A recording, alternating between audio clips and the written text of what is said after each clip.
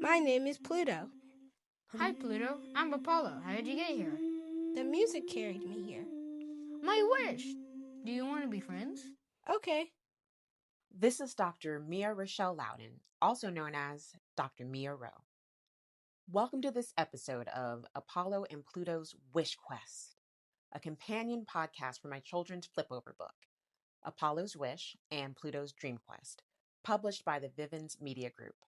And today I'm going to be talking with my friend Sadhana about my book, what inspired it, and how I've had so much time lately to be able to work on this thing. Yeah, what is this about you writing a book? I thought you were a scientist. I have always been a bit more artist than scientist. So I have a PhD in genetics, as you know. Yes. But when I was getting toward the end of that degree, I actually went to my career center at UNC Chapel Hill. Okay. Took one of those aptitude tests to see, what I'm good at. Nice. And it said I was slightly more artist than scientist, but the career counselor said, and you're just about to finish your PhD in science, so go be a scientist. Yikes. I went on that path for a little while, but I have found ways along the way to incorporate art, but mostly that was dance. Nice. But I've always loved writing as well. And I actually wrote a children's book before this one, which is somewhere in my attic. Okay. I illustrated it too. This is before Apollo? This was when I was a postdoc at UVA. And it had to do with obesity and the choices we can make in our lives that can impact our health.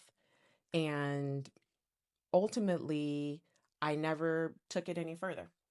I wrote it, illustrated it, but again, it's somewhere in my attic. Okay. But one day, Apollo came into the living room and said, if I had an imaginary friend, I would be their imaginary friend. And I was just so intrigued by this idea. I, packed us up, took him to the park, got my laptop out, and started writing. And how old was he at that time? So this was in 2022. I guess he was 7. Okay. Something like that, with the birthday coming up soon. And so, pretty quickly I had like one page, which I felt like was a whole book. And a few months later, I was able to get a writing coach who became my publisher to help me really see this across the finish line. It was something that when it started felt important to me. It felt like this was impactful and I was going to want to share this story with the world. Yeah. And do you think that he said this thing about wanting an imaginary friend because he's an only child? And so he's like, then I have a standard somebody to play with all the time? Or do you think that this came from something else? Definitely from wanting someone to play with, wanting to, on that particular day, not be bored. What of him asking for a book, I guess in the context of having an imaginary friend, led you to say, okay, these were the topics that I will make sure I touch base on in this book? Well, my first thought was, how would that work? And I'm kind of like an amateur frustrated physicist. Like, I probably would have majored in physics instead of chemistry if it didn't take me so much tutoring to pass my physics classes. So the idea intrigued me and immediately made me think about, how would that work for his imaginary friend to be real and yet not real? And then the flip side, Apollo would be the imaginary friend on that side, but I know my baby's real. So how would that work? So my mind just started cranking. And ultimately, it was hearing a song that was just so beautiful. It made me feel like I was floating. That made me think, oh, music could be how they transport, so that even if they're on different worlds, this could be their connection across the worlds. It's called Pluto Projector by Rex Orange County. Okay. And I love music that has acoustic parts to it. So there's this part where the string instruments swell and just the double bass booms, and it just really, I had on those good headphones so I could hear it on both sides. It just made me feel like I was floating, just like right up to the ceiling. I loved it. And so I was looking up reviews of the song online because I felt like I can't be the only person who had this response Mm-hmm. to the song. Mm-hmm. And one of the comments someone made brought up the idea of astral projection. Nice. And I'm not going to be able to explain really well what that means, but it's kind of like your spirit leaving your body and being able to travel outside of the body. And so I was thinking about, okay, if a song connects them, it could be like one of the boys is leaving his body and actually visiting the other boy. Nice. Those are always some of my favorite dreams when the dreams that I can remember, the ones where I'm flying or I'm somewhere else and can see multiple things at once. So I love that you were able to incorporate that into the book and definitely utilize your imagination for these two little boys' stories. I just wonder how you found the time to do this in being mom extraordinaire, scientist extraordinaire, and now author extraordinaire. So normally I'd be spending most of my waking hours at, but right now I'm on administrative leave. And I like to take difficult situations and figure out how can I make something good come out of this. And so this story just was something I was really able to pour a lot of myself into. Writing is definitely a research process as well. So I was doing a lot of research into some of the topics that are touched on in the book and was able to take that little artist and scientist and put them together and create this. Excellent. And I love how you are then also introducing this book and these concepts to the world via audio of this podcast. So, how did you pick the people that you were going to chat with in the relationship to this book? The first person who came to mind when my publisher suggested a podcast was Dr. Francis S. Collins. I had the privilege of working with him, but for me as a geneticist, he's just a rock star because he led the Human Genome Research Project. So I'd been a long time admirer, and he did this amazing initiative with Renee Fleming and other partners called Sound Health. And when I thought about music and how in this book, it's what connects the boys together in terms of that transport idea. Okay. But for each of them, they also turn to music when they're feeling down, hum a song, sing a song to soothe themselves. Okay. And the idea that music can have these healing powers made Dr. Collins immediately come to mind. So he's one of the guests, I believe, on episode 4. And our other guests, I really wanted to touch on some of the other topics that are brought up in the book, like bullying and hair and grief. And so I collaborated with my publisher to think about who would be good people to speak on those topics. Very nice.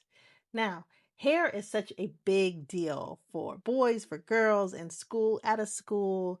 So I am excited to listen to the podcast specifically about hair. And as a Black woman, knowing all the things that go into that, can you just talk to us why you chose to have the illustrator have their hair be different, of course, but just exactly why and how you had the illustrator to have those specific hairdos?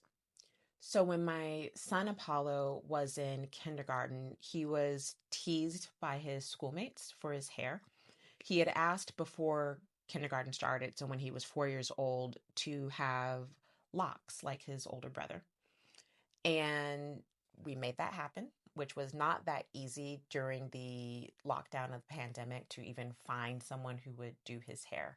So it ended up being a friend of his cousin who got his locks started. So by the time he started kindergarten, they were pretty early on in the process, and maybe that's a rougher time of the overall process of starting the lock They journey. haven't even locked at that point. Right. Yes. Exactly. And so the other kids were teasing him to the point that the teacher had to have a classroom discussion. They were all in a circle and they discussed not teasing other people about their hair and just difference. And that really stuck with me. For me personally, I got teased when I was about that age. I think I was in kindergarten, also for my hair, because I had extensions in my hair. Yeah. And so I had a lot of empathy for my son and definitely showed up at his school pretty often to make sure that he was being treated the way he was supposed to be and that the school administrators were taking it very seriously and to keep him safe. Right. So I think that year and maybe in first grade, we had to replace his glasses a few times for little bumps in the hallway type of things going on. And so that played into the journey of Pluto that's described in the story, where he has locks and he's being bullied by his schoolmates. And he really feels too embarrassed to tell his mother. Now, in my case, I was definitely fortunate, and Apollo told me what was going on with him. So we didn't, as far as I know, have that layer of him hiding it. But in the story, Pluto feels embarrassed and doesn't want to tell his mother that he's being bullied at school. And so I incorporated some of my own experiences and my child's experiences into that side of the story. I love that. So in that sense, Pluto and Apollo are both Apollo. Love it. Love it. Now, as I just think through, so as a brilliant scientist, mother extraordinaire, you did your research, you write this book, you thought about the imagination and the love for your son and just all the dreamers. And then you were able to showcase to Apollo, this is your finished product from beginning to end. What was how did he receive the book when you showed it to him? He was so excited. And I don't know if I fully knew his excitement until I got a text message from his teacher telling me, Apollo said you wrote a book and it's about him. Where can I get a book? Where can I get this book? And so at that time, it was not yet available to order. Okay. But that's how I knew he was really excited about it as well, that he's telling other people about this book he's excited about. I think it's awesome for kids to see us in the early, the middle, the late stages of a dream, of being inspired by something, so that they can see that there's a whole process. Mom went through it, and then look at this final product. Oh, I'm going to have to still take those same type of steps and processes before I get to my final product. So I love the fact that as part of this podcast, but also as part of the book, you dedicate to dreamers. So can you touch base a little bit about dreaming and why that's so important? Inspiration is so important to keep us going. Day to day can sometimes be mundane, and having a goal that's a little bit farther out of reach can be so motivating. But having the goal without some kind of plan to get it done and maybe the support to get it done might mean that that goal never gets realized. So for me, it was really important once I had this inspiration to get the support I needed. So as I mentioned, I got a writing coach who thankfully liked my story enough to ask if I'd be interested in publishing it, and had the support of Apollo, for example, who I would ask sometimes, okay, well, if you had an imaginary friend, what would his name be? And so Pluto was the response to that. But thinking about within the story, their imaginary friends. So if one touches the other, it doesn't feel like it would if it were just two real friends in the same dimension. And so asking him questions about, like, what would it feel like to touch your imaginary friend's shoulder if you were tagging him in tag? And so there were different conversations that we had, and support from my publisher and finding a wonderful illustrator and just showing me the ropes of what's really involved in taking it from inspiration to product.